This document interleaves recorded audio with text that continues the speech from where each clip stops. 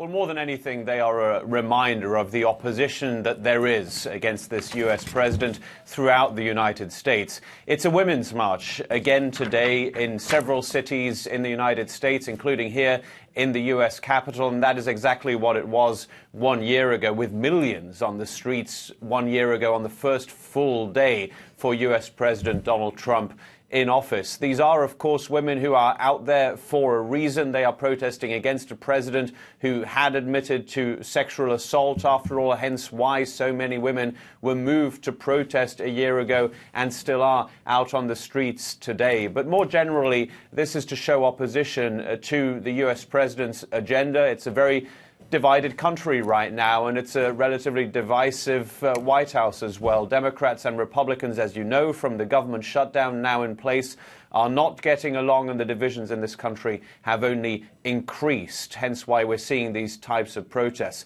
The U.S. president is actually in the White House to maybe even see and hear those protests here in the U.S. Capitol. The protesters are expected to arrive at the White House in just a few hours' time. The U.S. president, as you said at the top, was not expected to be in Washington because he wanted to be in Florida to celebrate the one-year anniversary of his inauguration as president, but because of negotiations that are still ongoing to stop the government shutdown, well, he has had to stay here in Washington.